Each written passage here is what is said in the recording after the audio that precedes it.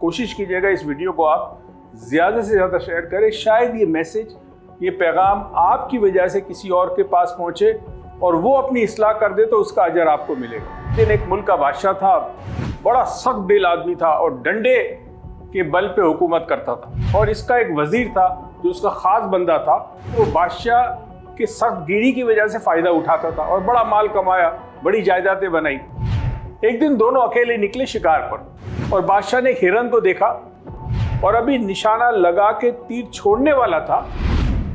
अस्सलाम वालेकुम, उम्मीद है आप सब खैरियत से होंगे। दोस्तों, दुनिया के हालात देखें तो बड़ा अजीब व गरीब लगता है। रिसेशन है कई ममालिक में, मैं भी लंदन में था, वहाँ 30% कीमतें बढ़ गई है खाने पीने की, सब चीज़ों की। तो वहाँ लोग बहुत परेशान हैं। इनफैक्ट हीथ्रो एयरपोर्ट पे तो इन्होंने एहतजाज किया था। वहाँ जो काम करते हैं हीथ्रो एयरपोर्ट पे, उन्होंने एक तरह से बंद किया था अपना काम के उनकी तनख्वाह बढ़ाई जाए, क्योंकि तनख्वाह तो वही है, कीमतें 30% बढ़ गई है। इस तरह मिडल ईस्ट में भी ये। अब आज एक वाक़या पता चला, मुझे बड़ा अफसोस हुआ।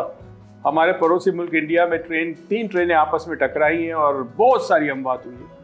अल्लाह ताला जो बच गए उनको सेहतयाबी दे और जो चले गए उनके लवाकिन को सब्र अता करे। बहुत बुरा हादसा होता है जब आप ट्रेन में होते हैं तो आपको तो पता ही नहीं कि क्या होने वाला है, और ऑल ऑफ अ सडन अगर कुछ हादसा हो जाए तो आप निकल नहीं सकते वहाँ से।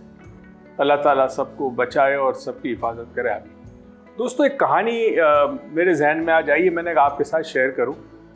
और वो कहानी बड़ी इंटरेस्टिंग है, उसके अंदर एक मैसेज है, एक पैगाम है। कोशिश कीजिएगा इस वीडियो को आप ज़्यादा से ज़्यादा शेयर करें। शायद ये मैसेज, ये पैगाम आपकी वजह से किसी और के पास पहुँचे और वो अपनी इस्लाह कर दे तो उसका अजर आपको मिलेगा।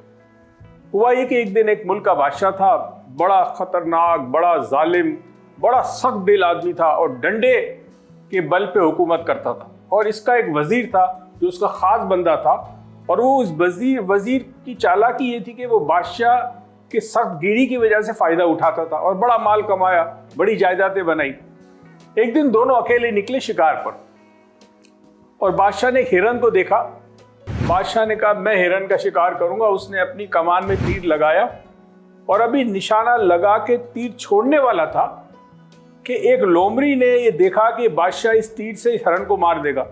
लोमड़ी हिरन की तरफ भागी, हिरन अपनी जान बचा के भाग गई। बादशाह को बड़ा गुस्सा आया कि कम वक्त आज मेरा शिकार चला गया इस लोमड़ी की वजह से।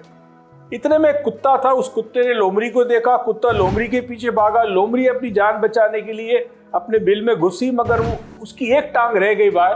कुत्ते ने उस टांग को काट लिया तो लोमड़ी की एक टांग टूट गई। कहानी यह है, एक टांग। कहानी का उन्वान है एक टांग।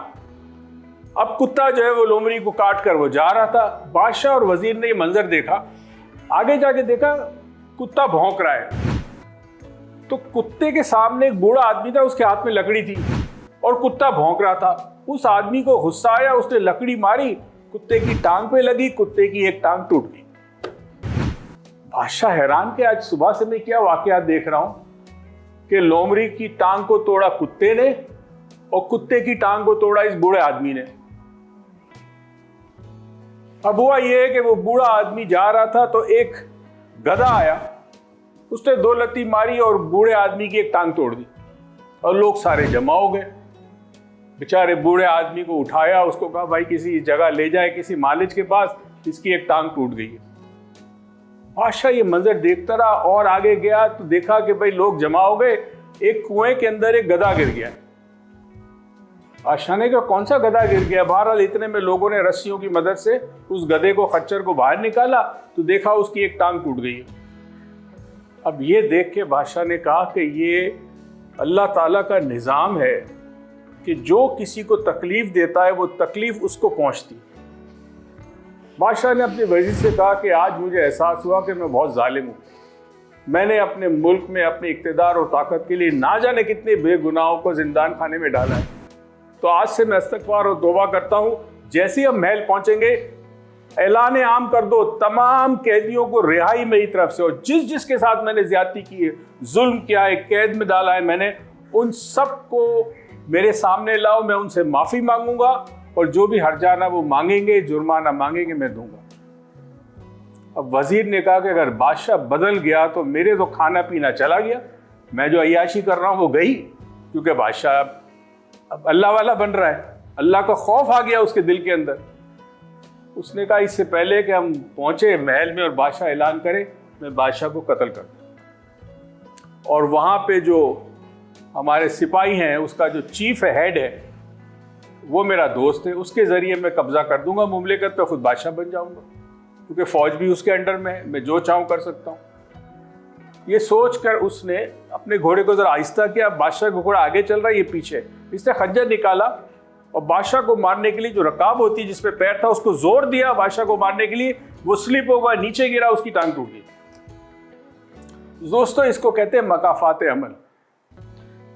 कुरान में जर्रा के बराबर भी नेकी और जर्रा बराबर बुराई भी जाए नहीं होगी, सबका हिसाब देना है, जर्रा बराबर भी। तो इंसान जब जुल्म करता है तो उसे उस वक्त तो शायद नहीं पता होता, ताकत में मस्त होता है, इक्तिदार में बैठा है, हुस्न की ताकत है, दौलत की है, इल्म की ताकत है, जो भी उसके पास कुव्वत और ताकत है, उस वक्त उसको एहसास नहीं होता। मगर याद रखे, ये मकाफात अमल है। जब आप जुल्म करते हैं, ज्यादती करते हैं, जबर करते हैं किसी पे, वो वापस आप पर आता जरूर है। आप पे आएगा या आपकी औलाद पे आएगा, उन लोगों पर आएगा जिनसे आप बहुत ज्यादा प्यार करते हैं। तो बराए करम, अगर आपने जिंदगी में किसी का ज्यादती की, हम 4 डायमेंशन में यही सिखाते हैं ना, इसको हम कहते हैं ब्लाइंड स्पॉट बनता है। जब आप किसी के साथ ज्यादती करते हैं अनजाने में या जानबूझकर, वो ब्लाइंड स्पॉट बन जाता है, वो आपको नजर नहीं आता, मगर वो ब्लाइंड स्पॉट या तो आपकी जिंदगी में आएगा या फिर आपकी औलाद की जिंदगी में आएगा। तो बराए करम गौर कीजिएगा, सोचिएगा, अगर आपकी जात से दानिस्ता गैर दानिस्ता तौर पर कहीं ज्यादती हुई है तो बराए करम कोशिश करें कि माफी तलब करें, उस शख्स को बुलाए, उससे माफी मांगे, और वो आपको माफ कर दे तो आपका ब्लाइंड स्पॉट चला जाएगा। अल्लाह करे पाकिस्तान में ऐसे हालात हों कि जहां हर शख्स की जान, माल, इज्जत महफूज हो। पाकिस्तान पाइंदा।